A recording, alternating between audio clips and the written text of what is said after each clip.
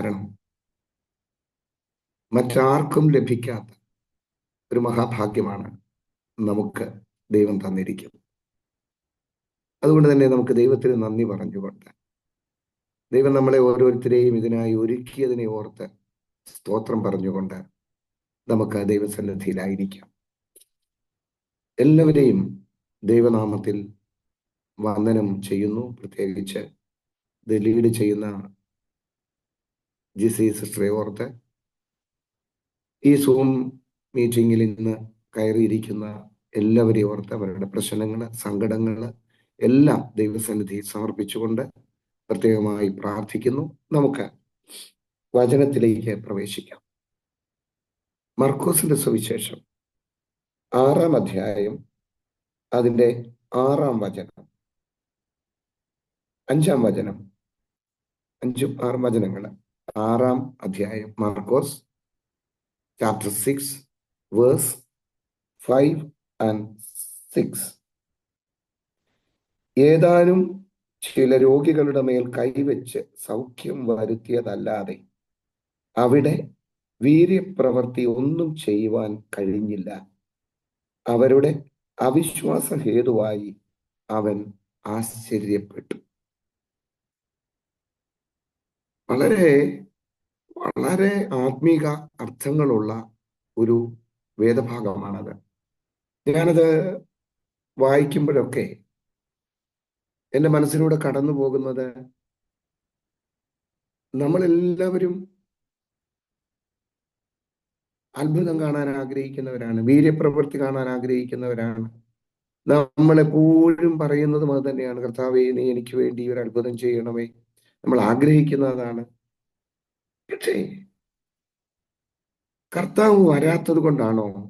കർത്താവ് നമ്മുടെ ജീവിതത്തിൽ വീര്യപ്രവൃത്തി ചെയ്യാൻ കർത്താവിന് മനസ്സില്ലാത്തത് കൊണ്ടാണോ നമ്മുടെ ജീവിതത്തിൽ അത് നടക്കാത്തത്? നമ്മളുടെ സകല ക്ലേശങ്ങളുടെ നടുവിലും കർത്താവ് ഇറങ്ങി വന്ന് നിൽപ്പുണ്ടെന്നേ. സകല വേദനകളുടെ നടുവിലും കർത്താവിന് നമ്മളെ പിരിഞ്ഞിരിക്കാൻ ഒക്കത്തില്ല. കർത്താവിന് നമുക്ക് വേണ്ടി പ്രവർത്തിക്കാതിരിക്കാൻ ഒക്കത്തില്ല. സാധ്യമല്ലത്. കാരണം അവൻ കർത്താവാണ്, അവൻ ദൈവമാണ്. അവൻ ആ ഒറ്റ ലക്ഷ്യത്തോടു കൂടിയല്ലേ ആകാശം ചായിച്ച് ഭൂമിയിൽ ഇറങ്ങി വന്നത്. സകല മഹത്വവും വിട്ട് കാലിത്തൊഴുത്തിൽ പിറന്ന ഇമ്മാനുവേലായി, വചനമായി, യോഹന്നാന്റെ സുവിശേഷം 1-ാം അധ്യായത്തിൽ പറയുന്ന പോലെ, ആദിയിൽ വചനം ഉണ്ടായിരുന്നു, വചനം ദൈവത്തോടു കൂടിയായിരുന്നു, വചനം മാംസമായി വന്നു, അവൻ ഇമ്മാനുവേലായി നമ്മളോടൊപ്പം വസിച്ചു എന്നൊക്കെ പറയുമ്പോൾ നമ്മൾ പറഞ്ഞിട്ടാണോ ദൈവം ഇങ്ങനൊരു തീരുമാനമെടുത്ത് ഈ ഭൂമിയിലേക്ക് വന്നത്? ഒരിക്കലുമല്ല, ഒരിക്കലുമല്ല. അവൻ ദൈവമായതുകൊണ്ട് നമ്മളെ കൈവിടാതിരിക്കുവാൻ നമ്മുടെ ജീവിതത്തിന്റെ പരാജയങ്ങളുടെ നടുവിലേക്ക്, ഞാൻ പറയുന്നത് ഈ ബേത്ലഹേമിൽ ജനിച്ചു എന്നൊക്കെ പറയുമ്പോൾ വെറുതെ ഒരു ഫാഷനായിട്ട് പറയുന്ന സാധനമല്ല.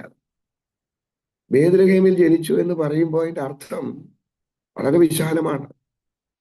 എൻ്റെ ക്ലേശങ്ങളുടെ നടുവിലേക്ക്, എൻ്റെ സങ്കടങ്ങളുടെ നടുവിലേക്ക്, അതായത് നമ്മളുടെ സങ്കടങ്ങളുടെ, ക്ലേശങ്ങളുടെ, നമ്മുടെ പരാജയങ്ങളുടെ ഒക്കെ നടുവിലേക്ക് ഈ ക്രിസ്തു വന്നു എന്നുള്ളതാണ് അതിൻ്റെ അർത്ഥം.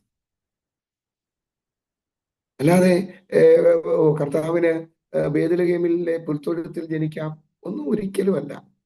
അതിൻ്റെ അർത്ഥമുണ്ട്. കാരണം പുൽത്തൊഴുത്ത് സമാനമായ എൻ്റെ ജീവിതം, ഒരു വിജയ സാധ്യതയില്ലാത്ത എൻ്റെ ജീവിതം, അതായത് നമ്മുടെ ജീവിതം, സങ്കടങ്ങൾ മാത്രം, കണ്ണുനീര് മാത്രം ഒഴുക്കേണ്ടി വരുന്ന ഒരു പരാജിതന്റെ ജീവിതം ഇല്ലേ, പരാജയപ്പെട്ടവരുടെ ജീവിതം, ആ ജീവിതത്തിലേക്കാണ് ഈ ക്രിസ്തു ഇറങ്ങി വരുന്നത്. എന്തിനു വേണ്ടിയാ വന്നത്? നമ്മളെ വിജയിപ്പിക്കാൻ, നമ്മുടെ കണ്ണുനീര് തുടയ്ക്കാൻ, നമ്മുടെ ക്ലേശങ്ങൾക്ക് പരിഹാരമേകാൻ, നമ്മുടെ പാപമാലിന്യങ്ങൾ കൊണ്ട് ക്ലാവ് പിടിച്ച നമ്മുടെ ജീവിതത്തെ ഒന്ന് കഴുകി ശുദ്ധീകരിച്ചെടുക്കാൻ കർത്താവിന്റെ ഒരു ലക്ഷ്യമുണ്ട്. എനിക്ക് ചെറിയൊരു ജലദോഷത്തിന്റെ ബുദ്ധിമുട്ടിലിരിക്കുകയാണ്. അതുകൊണ്ട് ഇടയ്ക്ക് ചുമ വരും. I am extremely sorry. അപ്പൊ കർത്താവിന് മനസ്സുണ്ടെന്നേ നമുക്ക് വേണ്ടി ഒരു അത്ഭുതം ചെയ്യാൻ. ഇന്ന് ഈ സൂം മീറ്റിംഗിൽ ഇരിക്കുന്ന നമ്മളുടെ സാഹചര്യമൊന്നും കർത്താവിന് പ്രശ്നമല്ല. ഒരുപക്ഷെ ചെറ്റക്കുടിൽ ഇരുന്നിട്ടായിരിക്കും, ഉള്ള സാഹചര്യം വെച്ചിട്ടായിരിക്കും നമ്മൾ ഈ സൂം മീറ്റിംഗിൽ കയറിയിരിക്കുന്നത്. അല്ലാതെ എല്ലായിടത്തും സ്റ്റുഡിയോ സമാനമായ ഒരു അനുഭവത്തിലൊന്നും അല്ലല്ലോ ഇരിക്കുന്നത്. അവിടെ കൊച്ചു ഫോണിൻ്റെ അകത്ത് നമ്മള് പരിമിതികൾക്ക് നടുവിൽ, ഒറ്റ വാക്കിൽ പറഞ്ഞാൽ നമ്മൾ പരിമിതികളുടെ നടുവിൽ ഇരുന്നു കൊണ്ടാണ് നമ്മൾ ഈ പരിമിതികളുടെ നടുവിലേക്ക് ഇറങ്ങി വരാൻ കർത്താവിന് മനസ്സുള്ളത് കൊണ്ടാണ് ആ വചനമായി അവൻ നമ്മുടെ മുമ്പിലേക്ക് ഇറങ്ങി വരുക. അപ്പോ നമ്മൾ മനസ്സിലാക്കേണ്ട ഒരു കാര്യം, എന്തുകൊണ്ടാണ് ഇവിടെ ഈ വചനഭാഗം വായിക്കുമ്പോഴോ, മർക്കോസിന്റെ സുവിശേഷം 6-ാം അധ്യായം അതിന്റെ 5-ാം വചനം വായിക്കുമ്പോൾ, ഏതാനും ചില രോഗികളുടെ മേൽ കൈവച്ച് സൗഖ്യം വരുത്തിയതല്ലാതെ അവിടെ വീര്യപ്രവൃത്തികൾ ഒന്നും ചെയ്യാൻ അവന് കഴിഞ്ഞില്ല. കർത്താവിന്റെ കഴിവുകേടാണോ? കർത്താവിന് കഴിവില്ല, അതുകൊണ്ട് കർത്താവ് തോറ്റവനാ? ഏതാനും ചിലരുടെ മേൽ കൈവച്ച് സൗഖ്യപ്പെടുത്താനല്ലാതെ വീര്യപ്രവൃത്തികളൊന്നും ചെയ്യാൻ കഴിഞ്ഞില്ല എന്ന് പറയുമ്പോൾ തോറ്റൊരു കർത്താവിനെയാണോ നമ്മളിവിടെ കാണുന്നത്? അവന് മനസ്സുള്ളത് കൊണ്ടല്ലേ പ്രിയപ്പെട്ടവരെ അവൻ അവന്റെ പിതൃദേശത്തിലേക്ക് എത്തിയത്. അവൻ അവിടെ ചില കാര്യങ്ങൾ ചെയ്യാനുണ്ടെന്നേ, അതിനു വേണ്ടിയാ വന്നത്. പക്ഷെ ഇന്ന് നമ്മൾ മനസ്സിലാക്കണം പ്രിയപ്പെട്ടവരെ, ഇന്നത്തെ ആത്മീയത പറയുന്നത് പോലെ ഞാനെന്ന് പറയുന്ന ഒരു കൺവെൻഷൻ പ്രഭാഷകൻ കയറി നിന്നുകൊണ്ട്, ഇല്ലെങ്കിൽ ഒരു പ്രവാചകൻ കയറി നിന്നുകൊണ്ട്, ഇല്ലെങ്കിൽ ഒരു പാസ്റ്റർ കയറി നിന്നുകൊണ്ട് അത് നടക്കട്ടെ ഇത് നടക്കട്ടെ എന്ന് പറഞ്ഞാൽ നടക്കുമെന്ന് ആരാ പറഞ്ഞത്? നമ്മൾ വിഡ്ഢികളാവരുത്. ദൈവത്തിന്റെ പ്രവൃത്തി നമ്മുടെ ജീവിതത്തിൽ നടക്കണമെങ്കിൽ, യേശു ക്രിസ്തുവിന്റെ വീര്യപ്രവൃത്തികൾ നമുക്ക് കണ്ണാൽ കണ്ട അനുഭവമാകണമെങ്കിൽ, ഞാൻ ഇല്ലെങ്കിൽ നമ്മൾ ഓരോരുത്തരും വ്യക്തിപരമായി അതിനുവേണ്ടി ഒരുക്കമുള്ളവരായിരിക്കണം.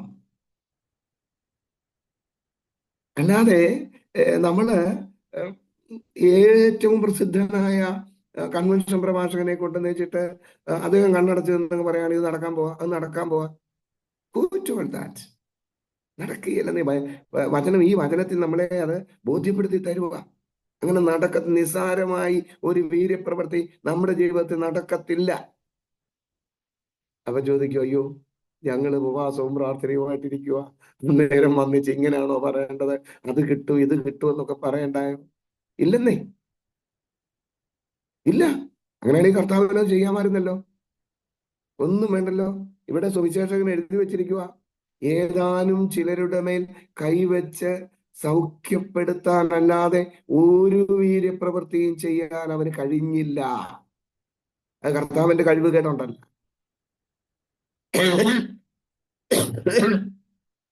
കർത്താവിന്റെ മനസ്സലിവില്ലാത്തത് കൊണ്ടല്ല.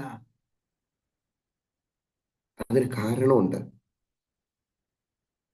അതിന് കാരണമുണ്ട്. അതിന്റെ തൊട്ടടുത്ത വചനം പറയുന്നത് എന്താ? അവരുടെ വിശ്വാസരാഹിത്യത്തിൽ വിസ്മയിച്ചു, ആശ്ചര്യപ്പെട്ടു. അപ്പോൾ എന്താണ് ഒരു വീര്യപ്രവൃത്തി, ഒരു ദൈവപ്രവൃത്തി? ദൈവപ്രവൃത്തിക്കാണല്ലോ വീര്യപ്രവൃത്തി എന്ന് പറയുന്നത്. ഒരു വീര്യപ്രവൃത്തി നമ്മുടെ ജീവിതത്തിൽ നമുക്ക് അനുഭവമാകണമെങ്കിൽ നമ്മളിൽ ചില കാര്യങ്ങൾ ആവശ്യമുണ്ട്. അല്ലാതെ വഴിയെ പോകുന്ന അങ്ങോട്ട് വന്നിട്ട് വലിച്ചിങ്ങോട്ട് എറിയല്ല. ഈ ദുരിതബാധിത പ്രദേശത്ത് ഹെലികോപ്റ്ററെ വന്ന് ഭക്ഷണപ്പൊതി ഇടുന്ന പോലെ അല്ലെന്നേ നമ്മൾ ഇന്ന് അങ്ങനെ ഈ ആത്മീയതയെ കാണുന്നത്. കർത്താവ് നേരെ മേളിൽ കൂടെ വന്നിച്ചിട്ട് ഇതാ തോമാച്ചന്റെ വീട് ഇരിക്കട്ടെ, ഒരു അനുഗ്രഹം എന്ന് പറഞ്ഞിട്ട് ഇട്ടേച്ച് പോവുകയല്ല. ഇല്ലെന്നുണ്ടെങ്കിൽ ഇങ്ങോട്ട് വന്ന് പറയണം, അയ്യോ ആ പാവങ്ങള് ഇത്രയും ദിവസം സൂം മീറ്റിംഗിൽ കയറിയില്ലേ, കൈയടിച്ച് പ്രാർത്ഥിച്ചില്ലേ, ഇന്ന് കിടക്കട്ടെ ഒരനുഗ്രഹം. നോ, കിട്ടത്തില്ല. കൈയടിച്ചത് കൊണ്ട് കിട്ടുന്നതല്ല അനുഗ്രഹം. ചർച്ചിൽ പോയി നിരന്തരമായി സഭയിൽ ചർച്ചിൽ പോയി ആരാധനയ്ക്ക് പങ്കെടുത്തത് കൊണ്ട് കിട്ടുന്നതല്ല. വ്യക്തമായിട്ട് ബൈബിൾ അറിയാവുന്ന ഒരാൾക്ക് ഇത് വ്യക്തമായിട്ട് മനസ്സിലാകും. ഇത് ഇങ്ങനെ പറയാതിരിക്കുന്നതിന്റെ കാരണം നിലനിൽപ്പിന് വേണ്ടിയാ. നിലനിൽപ്പിന് വേണ്ടിയാ. കാരണം ഇങ്ങനൊക്കെ പറഞ്ഞു കഴിഞ്ഞാൽ അയ്യോ, നോ, പറയേണ്ടത് ഇതാണ്: എങ്ങനെയാണ് എൻ്റെ പൊന്നു തമ്പുരാനെ എനിക്ക് സ്വന്തമാക്കുവാൻ കഴിയുക എന്നുള്ളത് തിരിച്ചറിയാതെ എങ്ങനെയാ നമ്മൾ ക്രിസ്ത്യാനിയായിട്ടിരിക്കുന്നത്? എൻ്റെ പൊന്നു തമ്പുരാനെ എങ്ങനെ എനിക്ക് സ്വന്തമാക്കാൻ പറ്റും? എൻ്റെ കർത്താവ് എൻ്റെ അടുത്ത് വന്ന് നിൽക്കുക. എൻ്റെ കർത്താവിൻ്റെ അടുത്ത് വന്ന് നിൽക്കുക. നമ്മുടെ ഭവനത്തിന്റെ വാതുക്ക വന്ന് നിൽക്കുക. അതുകൊണ്ടല്ലേ കർത്താവ് വെളിപ്പാട് പുസ്തകത്തിൽ പറഞ്ഞത്, ഞാൻ വാതുക്കൽ വന്ന് മുട്ടുകയാ. ആര് വാതിൽ തുറന്നു തരുന്നുവോ അവനോട് ഞാൻ അകത്ത് കയറി അവനോട് ചേർന്നിരുന്ന് വിരുന്നുണ്ണുവെന്നാ പറയുന്നത്. വാതിൽ തുറക്കാതെ തന്നെ അകത്ത് കയറിയിട്ടില്ലേ കർത്താവ്? അടച്ചിട്ട വാതിലുകൾക്കകത്ത് കർത്താവ് ഓടാമ്പലുകൾ എടുക്കാതെ അകത്ത് കയറിയവനല്ലേ നമ്മുടെ കർത്താവ്. പിന്നെ എന്തിനാ ഇങ്ങനെ പറയുന്നേ? അപ്പോ വാതിൽ തുറന്നു കൊടുക്കുക എന്നുള്ളത് നമ്മുടെ ദൗത്യമാണ്. കർത്താവ് വരാത്തതല്ല. കർത്താവ് വന്ന് മുട്ടുകയാ നമ്മുടെ ജീവിതത്തിന്റെ വാതിലുകളിൽ, നമ്മുടെ ചെറ്റക്കുടിലുകളിൽ, നമ്മുടെ ജീവിതത്തിന്റെ പരാജയ അനുഭവങ്ങളുടെ നടുവിൽ വന്ന് കർത്താവ് വന്ന് ഇങ്ങനെ മുട്ടുകയാ. ഒന്ന് തുറന്നേ കുഞ്ഞേ, ഒന്ന് തുറന്നേ. ഒന്ന് വാതിൽ തുറന്നു കൊടുക്കാതെ എങ്ങനെ അവൻ അകത്ത് കയറുന്നേ? അപ്പോൾ നമ്മൾ വ്യക്തമായിട്ട് മനസ്സിലാക്കണം, കർത്താവിന്റെ പ്രവൃത്തിക്ക് ഒരു പദ്ധതിയുണ്ട്, ഒരു ശൈലിയുണ്ട്. അല്ലാതെ വെറുതെ ഇറങ്ങി വന്ന് എന്തെങ്കിലും കാണിച്ചു പോകുന്നവനല്ല കർത്താവ്. ഇത് എത്ര പേർക്ക് ഇഷ്ടപ്പെടുമെന്ന് എനിക്കറിയത്തില്ല. ഞാന് കറിസ്മാറ്റിക് ധ്യാനഗുരുവായിരുന്ന ഒരു കത്തോലിക്ക പുരോഹിതനായിരുന്നു. വളരെ ശക്തമായിട്ടാണ് കോട്ട ഡിവൈൻ ധ്യാന കേന്ദ്രത്തിലെ ധ്യാനഗുരുവായിരുന്നു. കേരളത്തിലും കേരളത്തിന് പുറത്തും വിദേശങ്ങളിലുമൊക്കെ ഞാൻ യാത്ര ചെയ്തിട്ടുള്ള ഒരു പുരോഹിതനായിരുന്നു. ഇപ്പൊ പുരോഹിതനല്ല. ശക്തമായി പറയുന്ന ഒരു കാര്യം, നിന്റെ ജീവിതത്തെ ഒരുക്കി വെച്ചാലേ നിന്റെ ജീവിതത്തിൽ നിനക്ക് എന്തെങ്കിലും ദൈവികമായി അനുഭവിക്കാൻ കഴിയത്തുള്ളൂ. ഞാനൊരു കാര്യം ചോദിക്കട്ടെ. ഇപ്പോ ക്രിസ്മസ് വരുന്നു, ഇല്ലെങ്കിൽ നമ്മുടെ വീട്ടിൽ എന്തെങ്കിലും ഒരു പ്രത്യേകമായ ആഘോഷം വരുന്നു, എന്തെങ്കിലും ആയിക്കോട്ടെ, നമ്മൾ കേരളീയരാണല്ലോ, ഓണം വരുന്നു, എന്തോ ആയിക്കോട്ടെ, നമ്മളുടെ വീട്ടിൽ നമ്മുടെ ബന്ധുക്കളും ഒക്കെ വരുന്നുണ്ടെന്ന് വെച്ചോളൂ. നമ്മുടെ വീട്ടിൽ ഭക്ഷണം ഒരുക്കി അതിനുവേണ്ടി ഒരു ഒരുക്കം നടത്താതെ നമ്മൾ ഈ വിരുന്നുകാരെ വിളിക്കുമോ? വിരുന്നുകാരെ വിളിക്കുമോ? അവർക്ക് ആവശ്യമായതൊക്കെ ഒരുക്കി വെച്ചിട്ടല്ലേ, അതിനൊരു സാഹചര്യത്തെ ഒരുക്കിയിട്ടല്ലേ നമ്മൾ അവരെ വിളിക്കുക. അപ്പൊ നമ്മൾ ഒരുങ്ങാതെ എങ്ങനെയാ ദൈവത്തിന് നമ്മുടെ ജീവിതത്തിൽ പ്രവർത്തിക്കാൻ കഴിയുന്നത്? ഇതൊരു വിരുന്നിന്റെ എന്താ പറയുക, ഭക്ഷണം കഴിക്കുന്ന പ്രശ്നമൊന്നും അല്ലല്ലോ. സമൂലമായൊരു പരിവർത്തനത്തിന് നമ്മുടെ ജീവിതത്തിൽ കർത്താവ് വന്ന് നിൽക്കുക, എന്നെ അനുഗ്രഹിക്കാൻ വന്ന് നിൽക്കുക, വീര്യപ്രവൃത്തി ചെയ്യാൻ വന്ന് നിൽക്കുക, എനിക്ക് വേണ്ടി സൗഖ്യദായക ശക്തി ഇറക്കാൻ വന്ന് നിൽക്കുകയാ, എന്റെ ജീവിതത്തിന്റെ പരാജയങ്ങളെ വിജയമാക്കാൻ വന്ന് നിൽക്കുകയാ, എന്റെ കൂടെ ഇരിക്കാൻ വന്ന് നിൽക്കുകയാ. എന്നിട്ടും കർത്താവിനൊന്നും ചെയ്യാൻ പറ്റുന്നില്ല. അതിന് എന്താണ് ആവശ്യമെന്നാണ് അടുത്ത ഇതിൽ പറയുന്നത്. അവരുടെ വിശ്വാസരാഹിത്യം. എന്താ ഈ വിശ്വാസരാഹിത്യം എന്ന് പറഞ്ഞാൽ? വിശ്വാസമില്ലായ്മ. അവരുടെ വിശ്വാസമില്ലായ്മ കൊണ്ട് അവൻ ആശ്ചര്യപ്പെട്ടു. പ്രിയപ്പെട്ടവരെ, നമ്മള് വെള്ളവസ്ത്രം ധരിക്കുന്നത് കൊണ്ടോ, നമ്മള് നീറ്റായിട്ടുള്ള വസ്ത്രം ധരിച്ചു പോകുന്നതുകൊണ്ടോ, എല്ലാ ആഴ്ചയിലും ആരാധനയ്ക്ക് പോകുന്നു, നമ്മൾ സൂമീറ്റിൽ കയറുന്നു, എല്ലാ കാര്യം ചെയ്തുകൊണ്ട് നമ്മൾ ദൈവപ്രവർത്തിക്ക് യോഗ്യരായെന്ന് വിചാരിക്കണ്ട.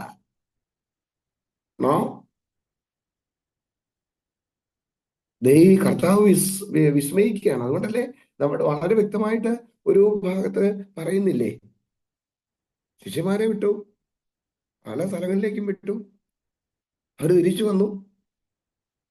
അവർ തിരിച്ചു വന്നിട്ട് പറഞ്ഞു, ഞങ്ങള് ആകാശത്ത് നിന്ന് തീ ഇറങ്ങുന്നത് ഞങ്ങൾ കണ്ടു. ഓ, വലിയ കാര്യമാണ് പറയുന്നത്. കർത്താവ് അതിനെ അംഗീകരിച്ചില്ലല്ലോ. വേറൊരു ഭാഗത്ത് പറയുന്നുണ്ട്, അന്ത്യവിധിയുടെ സമയത്ത് എല്ലാവരും വന്ന് നിൽക്കുക. അപ്പൊ ഒരു കൂട്ടരോട് പറയുന്നു, നിങ്ങളെ ഞാൻ അറിയുന്നില്ല, നിങ്ങൾ ആരാ, നിങ്ങൾ ആരാ, ഐ ഡോണ്ട് നോ യു. അന്നേരം പറയൂ, എന്നെ അറിയത്തില്ലേ? ഞാൻ എല്ലാ ആരാധനയ്ക്കും വന്ന് ഏറ്റവും ശക്തമായി കൈയടിച്ച മറിയാമ്മയല്ലയോ. ആ, കർത്താവിന്റെ മുമ്പിലോട്ട് ചെല്ലുന്നത് ഒക്കെ എന്താ പറയാ, ശബ്ദത്തിൽ കൈയടിച്ചു എന്നുള്ള ഡിമാൻഡ് വെച്ചാന്നോ? അന്നേരം പറയുന്നത്, എന്നെ അറിയത്തില്ലേ? ഏറ്റവും കൂടുതൽ ദശാംശം കൊടുത്ത കുഞ്ഞല്ലാമ്മയാ ഞാൻ. ഡിമാൻഡുകൾ വെക്കുക. അപ്പൊ കർത്താവ് എന്നാ പറയുന്നത്? നിങ്ങളെ ഞാൻ അറിയുന്നില്ല. നീ ചെയ്ത പ്രവർത്തികളൊന്നും എനിക്ക് അറിയാൻ പറ്റുന്നതായിരുന്നില്ല, ലിഖിതമാകുന്നതായിരുന്നില്ല. നമ്മള് മനസ്സിലാക്കണം, വിധവയുടെ കാണിക്ക ആ ചെമ്പുതൊട്ടുകളെ കീർത്തിക്കുന്ന സമയത്ത്, പ്രകീർത്തിക്കുന്ന സമയത്ത് കർത്താവ് ഇങ്ങനെ നോക്കി നിൽക്കുകയാണ്. ആ ആലയത്തില്, ആ സിനഗോഗില് എല്ലാവരും കൊണ്ടിങ്ങനെ സ്തോത്രകാഴ്ച ഇട്ടേച്ച് പോകുന്നത് നോക്കിയിരിക്കുക. അതിസമ്പന്നന്മാര് കൊണ്ടിടുന്നുണ്ട്, ഇടുന്നുണ്ട്. അപ്പൊ അവരൊക്കെ ഇടുന്നത് എങ്ങനെയായിരിക്കും?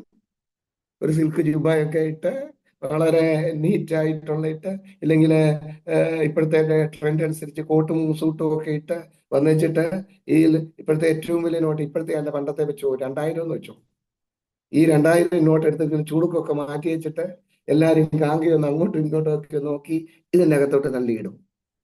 മുഴുവൻ ഇടത്തില്ല, മുഴുവൻ ഇടത്തില്ല, അതിന്റെ പകുതി പുറത്ത് നിൽക്കും. എന്നുവെച്ച് ഒന്നുകൂടെ നോക്കി, എന്നിട്ട് കൈകൊണ്ട് ഒന്നുകൂടെ തട്ടും. എന്തിനു വേണ്ടി അറിയാം? ശ്രദ്ധിക്കാൻ. ഇതെല്ലാം കർത്താവ് കണ്ടോണ്ടിരിക്കുക. അന്നേരമാണ് മുഷിഞ്ഞു നാറിയ ഒരു ഒരു സാരി ഉടുത്ത്, ഇല്ലെങ്കിൽ ഒരു ചുരിദാറും ഇട്ട്, കയ്യിലിങ്ങനെ വേർപ്പ് ക്ലാവും പിടിച്ച കയ്യിലിങ്ങനെ ഒരു 1 രൂപ തുട്ടുമായിട്ട് ഒരു സ്ത്രീ കടന്നു വരിക. എന്നിട്ട് അവൾ ആരും കാണാതെ, ആരും കാണരുതേ എന്ന് മനസ്സിന്റെ ഉള്ളില് ഒരു നിരന്തരമായ പ്രാർത്ഥനയോടുകൂടി ഇവൾ ആരും കാണാതെ എൻ്റെ അകത്തോട്ടിട്ടു. പക്ഷെ കർത്താവ് കണ്ടു. കർത്താവ് എന്താ പറഞ്ഞത്? ഏറ്റവും അധികം ഇട്ടത് അവളാണെന്നേ. അപ്പൊ നമ്മൾ ഈ ചെയ്യുന്നതൊന്നും കർത്താവിന്റെ വീര്യപ്രവൃത്തി ചെയ്യുവാനുള്ള യോഗ്യതയായി മാറുന്നില്ല എന്ന് പറയുമ്പോൾ, നമ്മുടെ അവിശ്വാസത്തെ അല്ലെങ്കിൽ വിശ്വാസരാഹിത്യത്തെ ഓർത്ത് നമ്മുടെ കർത്താവ് അതിശയിക്കേണ്ടി, എന്താ പറയുക, ആശ്ചര്യപ്പെടേണ്ടി വരുന്നെങ്കിൽ നമ്മൾ പരാജയപ്പെട്ടില്ലേ? ഒരായുസ് മുഴുവൻ കിടന്ന് കയ്യും കാലും ഇട്ട് അടിച്ചിട്ട് നമുക്ക് അവന്റെ ജീവിതത്തിലേക്ക്, അവന്റെ സന്തോഷത്തിലേക്ക് ഒന്ന് കടക്കാൻ കഴിയുന്നില്ലെങ്കിൽ പിന്നെ എന്തിനാ പ്രിയപ്പെട്ടവര് നമ്മളൊക്കെ? നമുക്ക് നിരീശ്വരവാദിയായി ജീവിച്ചാ പോരെ? നിരീശ്വരവാദി ഇപ്പം കമ്മ്യൂണിസ്റ്റ് പാർട്ടിക്കാര് ബഹുഭൂരിപക്ഷവും നിരീശ്വരവാദിയായിരുന്നു. ഞാൻ എൻ്റെ ഒരു 20 വയസ്സ് വരെ ഞാൻ നല്ല യുവത്വത്തിന്റെ കാലഘട്ടത്തിൽ ഞാൻ പക്ക നിരീശ്വരവാദിയായിരുന്നു. അവിടെ നിന്നാണ് ദൈവം മാറ്റിയെടുത്ത് കൊണ്ടിരുന്നത്. ഓരോ ഘട്ടങ്ങളിലൂടെയും വന്ന് ഞാൻ കത്തോലിക്ക പുരോഹിതനാകുന്നു, കരിസ്മാറ്റിക് ധ്യാനഗുരുവാകുന്നു. അവിടുന്ന് അതെല്ലാം വിട്ടേച്ച് ഞാൻ ഒരു പെന്തക്കോസ്റ്റൽ, ഒരു യഥാർത്ഥ ക്രിസ്തു വിശ്വാസി. പെന്തക്കോസ്റ്റൽ എന്നുള്ള ആ ഒരു നോമിനൽ വാക്ക് ഞാൻ ഉപയോഗിക്കുന്നില്ല. ഞാൻ യഥാർത്ഥ ക്രിസ്തുവിനെ കണ്ട് വന്നിട്ട്, ഇത്രയും ത്യാഗം സഹിച്ച് ഞാൻ വന്നിട്ട് എനിക്ക് അവന്റെ സന്തോഷത്തിൽ പ്രവേശിക്കാൻ കഴിയുന്നില്ലെങ്കിൽ, അവന് എനിക്ക് വേണ്ടി ഓടി വന്ന് ഒരു വീര്യപ്രവൃത്തി ഒരു മറുചോദ്യമില്ലാതെ എന്റെ കർത്താവിന് എനിക്ക് വേണ്ടി ചെയ്തു തരാനുള്ള യോഗ്യത എനിക്കുണ്ടെന്ന് എന്റെ കർത്താവിന് തോന്നുന്നില്ലെങ്കിൽ പിന്നെ ഞാൻ എന്തിന് ഈ കൈയും കാലും ഇട്ട് അടിക്കണം? പിന്നെ ഞാൻ എന്തിന് എന്റെ ജീവിതം പാഴാക്കണം? അതുകൊണ്ട് നമ്മൾ ചിന്തിക്കണം പ്രിയപ്പെട്ടവരെ, നമ്മുടെ ജീവിതം പാഴായി പോകരുത്. കാണിക്കുന്ന കുറെ കാര്യങ്ങൾ കൊണ്ട് നമ്മൾ കുറെ നേട്ടങ്ങൾ കൊയ്തു എന്നുള്ളതൊന്നുമല്ല, ഒന്നുമല്ല. നമ്മുടെ സാമ്പത്തിക മാനദണ്ഡവും അല്ല. എന്തെങ്കിലും ഒന്ന് കൊടുത്തിട്ട് കർത്താവിനെ പ്രീതിപ്പെടുത്താമെന്ന് വെച്ചാൽ നടക്കുകയില്ല, നടക്കുകയില്ല. അപ്പൊ നമ്മൾ മനസ്സിലാക്കേണ്ട കാര്യം അത്, നമ്മളുടെ വിശ്വാസരാഹിത്യം കണ്ട് കർത്താവ് ആശ്ചര്യപ്പെടാനുള്ള, ദൈവമേ ഇവർ ഇത്രയേ ഉള്ളോ? അതല്ലേ ഇതിന്റെ അർത്ഥം, ഇത്രയേ ഉള്ളൂ. ഞാൻ വലിയ കാര്യമായിട്ട് ഇവർക്ക് വേണ്ടി വീര്യപ്രവൃത്തി ചെയ്യാൻ ഓടി വന്നതാണെന്ന്. പക്ഷെ വന്നു കഴിഞ്ഞപ്പോ ഇത്രയേ ഉള്ളൂ. എന്നാ കയ്യടിയായിരുന്നു കഴിഞ്ഞ ഞായറാഴ്ച. എവിടെ നോക്കിയാലും അവിടെ എല്ലാം കാണാം. ഏത് കൺവെൻഷനിൽ നോക്കിയാലും അവിടെ എല്ലാം കാണാം. അത് ഏത് സഭാ വ്യത്യാസമില്ലാതെ അവിടെ മുഴുവൻ കാണും. പക്ഷെ കർത്താവ് വന്ന് ഒരു പ്രവൃത്തി ചെയ്തു കൊടുക്കാൻ വേണ്ടി മനസ്സോടെ വന്ന് ഇറങ്ങി നിൽക്കുമ്പോൾ കർത്താവിന് എന്റെ ജീവിതത്തിൽ പ്രവർത്തിക്കാനുള്ള യോഗ്യത കർത്താവ് കണ്ടുമുട്ടുന്നില്ലെങ്കിൽ നമ്മൾ അമ്പേ പരാജയപ്പെട്ടു, ആട്ടപാട്ടലും നമ്മൾ പരാജയപ്പെട്ടു പ്രിയപ്പെട്ടു. അതുകൊണ്ട് വളരെ ശ്രദ്ധയോടെ വേണം എന്റെ കർത്താവിനെ പ്രീതിപ്പെടുത്താനുള്ളത്. എന്റെ കർത്താവ് എന്നെ യോഗ്യനായി കാണാനുള്ളത് മാത്രമേ നമ്മൾ ചെയ്യാവൂ.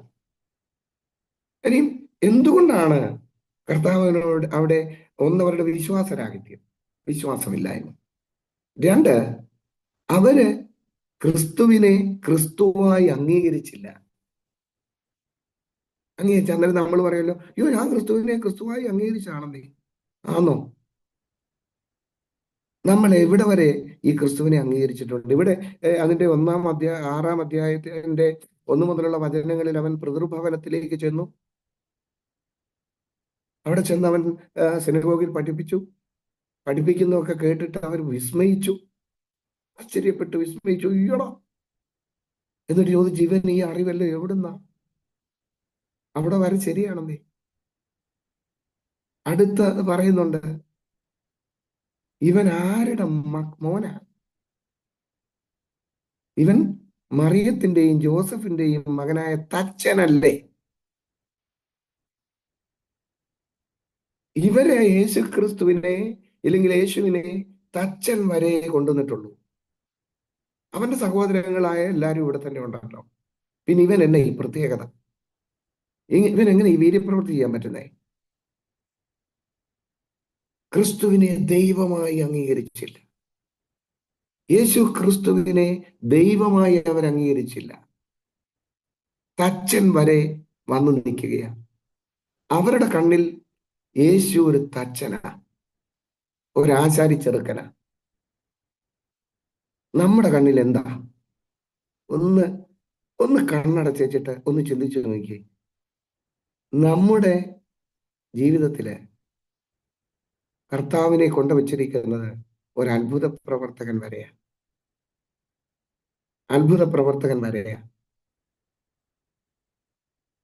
ചില കാര്യങ്ങൾ എനിക്ക് ചെയ്തു തരാൻ വേണ്ടിയുള്ള ഒരു പിയൂണാണ് കർത്താവ്.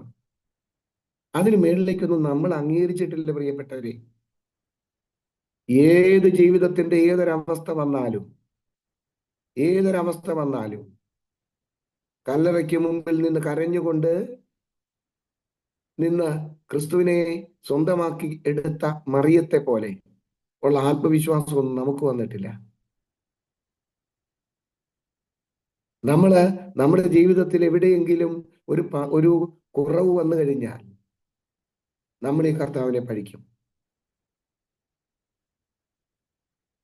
പരീക്ഷണ വസ്തു മാത്രമാണ് ഈ ക്രിസ്തു.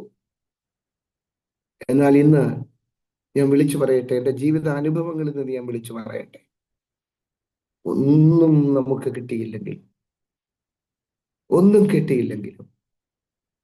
എൻ്റെ കർത്താവിന് യോഗ്യമായ ഒരു വിശ്വാസ ജീവിതം നയിക്കാൻ എനിക്ക് കഴിഞ്ഞാൽ ഞാൻ വിജയിച്ചു എന്ന് കരുതുന്ന ഒരു എളിയ മനുഷ്യനാണ് ഞാൻ.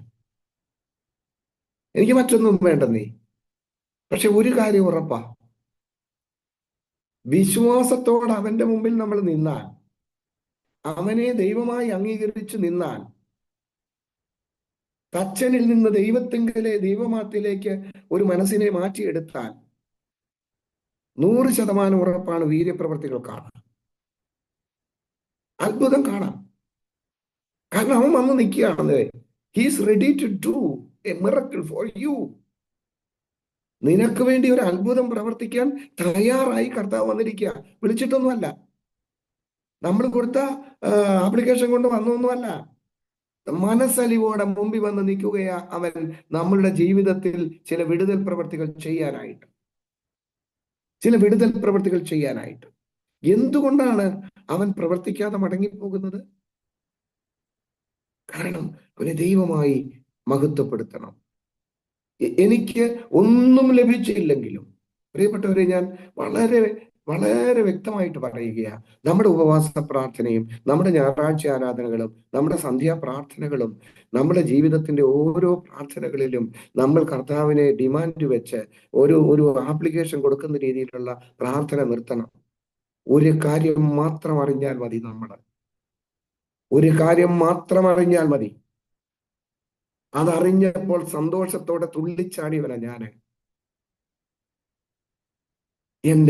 എന്റെ കർത്താവിനെ, എന്റെ യേശുവിനെ എനിക്ക് ദൈവമായിട്ടൊന്ന് കാണാൻ കഴിഞ്ഞാൽ മതി, ദൈവമായിട്ടൊന്ന് മഹത്വപ്പെടുത്താൻ കഴിഞ്ഞാൽ മതിയെന്നേ.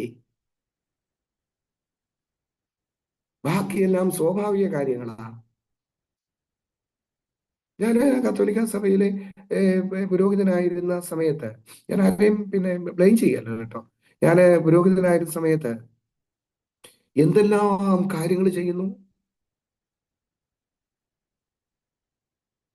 മറിയത്തിന്റെ നൊവേന നടത്തുന്നു, സെബസ്ത്യാനോസിന്റെ നൊവേന നടത്തുന്നു, ഗീവർഗീസിന്റെ നൊവേന നടത്തുന്നു, പെരുന്നാളുകൾ നടത്തുന്നു.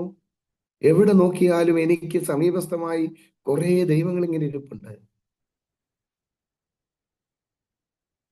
കയ്യിൽ എൻ്റെ ഈ വലത്തെ കയ്യിൽ ഞാൻ മണിക്കൂറുകളിൽ നിന്ന് പ്രസംഗിക്കുമ്പോഴും ഈ വലത്തെ കയ്യിൽ ഒരു ജപമാല കാണുമായിരുന്നു. ഞാൻ ജപമാലയെ കുറ്റപ്പെടുത്തൊന്നുമല്ല, ജപമാല ഉണ്ടായിരുന്നു. എൻ്റെ പോക്കറ്റിൽ, കുപ്പായത്തിന്റെ പോക്കറ്റിൽ ഒരു ജപമാല എപ്പോഴും കിടക്കും. കഴുത്തേലൊന്ന്, കയ്യില് ഈ എന്താ ജപമാല ഒരു മോതിരമായിട്ടിട്ടിട്ട് കൊണ്ട് നടക്കുകയാണ്. അതൊന്നും മോശമെന്നോ നല്ലതെന്നോ മോശമെന്നോ ഒന്നും ഞാൻ വിധി എഴുതുന്നില്ല. ഒന്നും നമുക്ക് പറയേണ്ട ആവശ്യമുള്ള കാര്യമല്ല.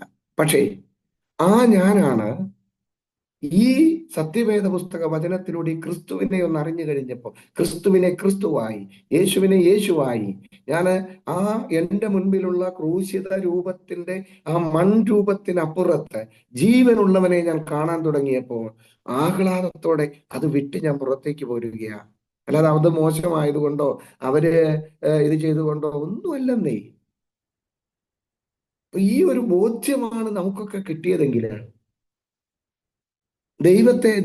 ക്രിസ്തുവിനെ ക്രിസ്തുവായി അംഗീകരിക്കുവാൻ നമുക്ക് കഴിഞ്ഞാൽ നമ്മുടെ ജീവിതത്തിൽ വീര്യപ്രവർത്തികൾ വന്നു വീഴുകയാണ്. അറിഞ്ഞ് വീര്യപ്രവർത്തികൾ ചെയ്യുകയാണ്. സൗഖ്യത്തിന്റെ ശക്തി നമ്മളിലേക്ക് ഒഴുകിയിറങ്ങുകയാണ്. സൗഖ്യം കിട്ടിയില്ലേലും, മഹാത്ഭുതങ്ങളൊന്നും കണ്ടില്ലേലും, ഒറ്റ അത്ഭുതം എപ്പോഴും നമ്മൾ കാണുന്നില്ലേ? നമ്മുടെ നാവ് കൊണ്ട് നമ്മൾ വിളിച്ചു പറയുന്ന യേശുവെ സ്തോത്രം എന്ന് വിളിച്ചു പറയുമ്പോൾ അവന്റെ നാമത്തിനൊപ്പം മറ്റൊരു നാമം ഈ ലോകത്തിലില്ല മക്കളെ. ശക്തനായ എൻ്റെ യേശുവെ എന്ന് വിളിച്ചു പറയുമ്പോൾ അവനോളം ശക്തിയുള്ളതൊന്നും ഈ ലോകത്തിലില്ല പ്രിയപ്പെട്ടവരെ. രാജാതി രാജാവും കർത്താതി കർത്താവും എന്ന ക്രിസ്തുവിനെ കുറിച്ച് നമ്മൾ വിളിച്ചു പറയുമ്പോൾ, യേശുവിനെ കുറിച്ച് വിളിച്ചു പറയുമ്പോൾ അവനൊപ്പം ഇരിക്കുവാൻ ഒരു രാജാവുമില്ല. അവനൊപ്പം കർത്തൃത്വം നടത്തുവാൻ ആർക്കും കഴിയുകയില്ല.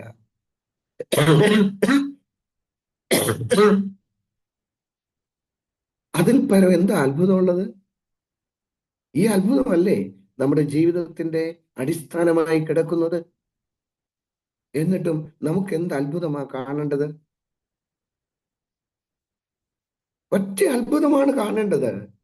ലോകത്തിൽ ഇന്നു വരെ നടന്നിട്ടില്ലാത്ത, ചരിത്രാതീത കാലം മുതൽ ഇന്നു വരെ നടന്നിട്ടില്ലാത്ത, നടന്നതും നടന്നിട്ടില്ലാത്തതുമായ ഒരു അത്ഭുതമാണ്. അതായത് നടന്നിട്ടില്ല എന്ന് ഞാൻ പറഞ്ഞത്, കർത്താവായ യേശു ക്രിസ്തു ദൈവം മണ്ണിലേക്ക് ഇറങ്ങി വന്ന് എന്നോടൊപ്പം നടന്നതുപോലെ ഒരത്ഭുതം ഈ ലോകത്തിൽ നടന്നിട്ടില്ല, ഇനി നടക്കാനും പോകുന്നില്ല.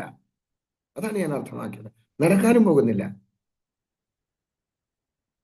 ഇന്ന് വരെ നടന്നിട്ടുള്ളതിൽ വെച്ച് ഏറ്റവും വലിയ അത്ഭുതം, ഇപ്പോൾ നടന്നുകൊണ്ടിരിക്കുന്നതിൽ ഏറ്റവും വലിയ അത്ഭുതം, ഇനിയും നടക്കാൻ, ഇതിൽ പരമൊരു അത്ഭുതം നടക്കാനില്ല എന്ന തിരിച്ചറിവ്. ആ അത്ഭുതത്തിന്റെ ഭാഗമല്ലേ നമ്മളൊക്കെ? അപ്പോ നിസ്സാരമായി കളയരുതേ നമ്മുടെ ആത്മീക ജീവിതം. നിസ്സാരമായി കളയരുത്. നമ്മുടെ നമ്മൾ പറയുന്നു നമുക്ക് വലിയ വിദ്യാഭ്യാസം ഒന്നുമില്ല, ദൈവശാസ്ത്രം തിയോളജി ഒന്നും പഠിച്ചിട്ടില്ലല്ലോ എന്നൊക്കെ നമ്മൾ ഒരുപക്ഷെ പറയും. നോ, ഇതിനൊന്നും ഒരു ദൈവശാസ്ത്രവും വേണ്ടെന്നേ. ഇതിൽ കയറിയിരിക്കുന്ന എല്ലാ അമ്മച്ചിമാർക്കും ഇല്ല അച്ചായന്മാർക്കും വ്യക്തമായിട്ട് മനസ്സിലാകുന്ന കാര്യമാണെന്നേ പരിശുദ്ധാത്മാവിനാൽ ഈ ഈ സത്യവേദ പുസ്തക വചനം ക്രിസ്തുവിനെ മനസ്സിലാക്കാൻ കഴിയുന്ന പരിശുദ്ധാത്മാവ്. അതുകൊണ്ടാണ് പൗലോസ് വിളിച്ചു പറയുന്നത്, വളരെ വ്യക്തമായിട്ട് വിളിച്ചു പറയുന്നത്, ക്രിസ്തുവിനെ അറിയുന്നത്, തിരിച്ചറിയുന്നത് പരിശുദ്ധാത്മാവിനാൽ അല്ലയോ? അല്ലാതെ ഏതെങ്കിലും വലിയ ദൈവ തിയോളജിക്കൽ സെമിനാരി പഠിച്ചിട്ടാണോ ക്രിസ്തുവിനെ അറിയുന്നത്? അല്ല. പ്രിയപ്പെട്ടവരെ, വീടിന്റെ അകത്തളത്തിൽ ഇരുന്നു കൊണ്ട്, നമ്മുടെ വേദനകളുടെ നടുവിലിരുന്നു കൊണ്ട്, നമ്മുടെ പരിമിതമായ സാഹചര്യത്തിൽ ഇരുന്നു കൊണ്ട് നമ്മൾ പ്രാർത്ഥിക്കേണ്ടത്, എന്റെ പൊന്നു തമ്പുരാനെ, എന്റെ മേൽ പരിശുദ്ധാത്മാവിന്റെ കൃപ എനിക്ക് വേണം. എന്തിനു വേണ്ടി? എന്റെ ക്രിസ്തുവിനെ ഒന്ന് അറിയാൻ. എല്ലാവരും ആ കാലഘട്ടത്തിൽ തച്ചൻ മാത്രം ആയി വന്നു നിന്നപ്പോ, ഇവൻ തച്ചന്റെ മകനല്ലേ എന്ന് പറഞ്ഞു നിന്നപ്പോ, ഇവൻ ഈ കഴിവ് വരാൻ പാടില്ല, കാരണം അവൻ തച്ചന്റെ മകനാണ്, അതുകൊണ്ട് ഇതൊന്നും നമ്മൾ കാര്യമാക്കണ്ട. എന്താ അതിന്റെ കാരണം? ഈ യേശുവിനെ നിസാരവൽക്കരിച്ചു കളഞ്ഞു. നിസാരവൽക്കരിച്ചു കളഞ്ഞു. ദൈവമായി അംഗീകരിക്കേണ്ടവനെ ദൈവമായി അംഗീകരിക്കാതെ ഭൗതികമായ നമ്മളുടെ സാഹചര്യത്തിനോട് ചേർത്ത് വെച്ചുകൊണ്ട് നമ്മൾ ചിന്തിക്കാൻ തുടങ്ങി, പറയാൻ തുടങ്ങി. ക്രിസ്തുവിനെ നിസാരവൽക്കരിച്ചു കളഞ്ഞു. ഇന്നും അതൊക്കെ തന്നെയാണ്. അതിന്റെ കാരണക്കാർ നമ്മളൊക്കെ തന്നെയാണ്. നമ്മളൊക്കെ തന്നെയാ. ഈ ക്രിസ്തുവിനെ യഥാർത്ഥമായി ദൈവമാണെന്ന് പരിചയപ്പെടുത്താൻ നമ്മൾ ഇന്ന് വരെ ശ്രമിച്ചിട്ടുണ്ടോ? നമ്മൾ ഇന്ന് വരെ ശ്രമിച്ചിട്ടുണ്ടോ? ഈ ക്രിസ്തുവിനെ ദൈവമായിട്ട് മറ്റുള്ളവരുടെ മുമ്പിൽ പ്രസന്റ് ചെയ്തിട്ടുണ്ടോ? അന്നേരം ചോദിക്കുക, എന്തുകൊണ്ടാണ് ഇവൻ ദൈവമായിരിക്കുന്നത്? അപ്പോൾ നമ്മൾ പറഞ്ഞു കൊടുക്കാം, അവൻ ദൈവമായതുകൊണ്ട്, അവനോടൊപ്പം മറ്റൊന്നില്ലാത്തത് കൊണ്ട്, അവൻ ശക്തനായതുകൊണ്ട്, അവൻ എൻ്റെ ജീവിതത്തിന്റെ കർത്താവായതുകൊണ്ട്. ഇങ്ങനെയെങ്കിലും നമുക്ക് കർത്താവിനെ ഒന്ന് പ്രസന്റ് ചെയ്യാൻ കഴിഞ്ഞിട്ടുണ്ടോ? നമ്മളിപ്പോഴും എന്തോ ചെയ്യുന്നതെന്നറിയാമോ? നമുക്ക് പറ്റിയ പരാജയം എന്താണെന്നറിയാമോ? നമ്മള് അനുഗ്രഹത്തിന്റെ പിന്നാലെ നടക്കുക. എങ്ങനെയും അവറാച്ചനേക്കാൾ വലിയ വീട് വെക്കണം. നമ്മുടെ പ്രാർത്ഥനകളൊക്കെ അങ്ങനെ. എന്നെങ്കിലും ഒരിക്കൽ നമ്മൾ പ്രാർത്ഥിച്ചിട്ടുണ്ടോ, പൊന്നു തമ്പുരാനെ, അങ്ങയായി ഒന്നറിയാം, അങ്ങായിട്ട് എനിക്കൊന്നറിയാം, അങ്ങേ പൂർണ്ണമായിട്ടൊന്നറിയാം. എൻ്റെ പരിമിതമായ സാഹചര്യങ്ങൾക്കുള്ളിൽ നിന്നുകൊണ്ട് എൻ്റെ ഹൃദയത്തെ ഒന്ന് വിശാലമാക്കണമേ, പരിശുദ്ധാത്മാവിന്റെ ശക്തി എൻ്റെ മേലൊന്ന് ഇറങ്ങണമേ എന്ന് എപ്പോഴെങ്കിലും നമ്മൾ പ്രാർത്ഥിച്ചിട്ടുണ്ടോ? നമ്മൾ ഓൾറെഡി ഈ അറിഞ്ഞു വെച്ചിരിക്കുക. നമുക്കറിയാം, ക്രിസ്തുവിനെ അറിയാമേ, അറിയാം. പിന്നെന്താ പ്രശ്നം? പിന്നെ പ്രശ്നമുള്ളത് നമ്മൾ അറിയേണ്ട രീതിയിൽ അറിഞ്ഞിട്ടില്ല. അതുകൊണ്ടാ പ്രശ്നം. അതുകൊണ്ടാണ് അവൻ വീര്യപ്രവർത്തികളുടെ അത്ഭുതങ്ങളുടെ പെരുമഴ പെയ്തിറങ്ങേണ്ടിടത്ത് അവൻ ഏതാനും പേരുടെ ശരീരത്തിൽ കൈവച്ചിട്ട് പ്രാർത്ഥിച്ചങ്ങ് വിട്ടു. അവന് മറ്റു വീര്യപ്രവർത്തികൾ ഒന്നും ചെയ്യാൻ കഴിഞ്ഞില്ലെന്നേ.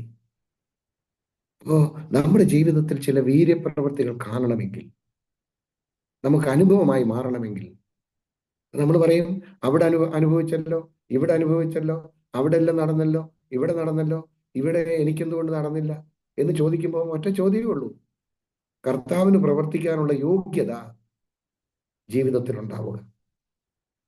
തെറ്റുകൾക്ക് മാപ്പ് ചോദിക്കുക. നമ്മള് തിരുവത്താഴം എടുക്കാൻ വേണ്ടി ചെന്ന് നിൽക്കുമ്പോൾ ഒന്ന് കണ്ണടച്ച് വെച്ച് തീർക്കുന്നതാണ് നമ്മുടെ അനുതാപം എന്ന് പറയുന്നത്. No, every day,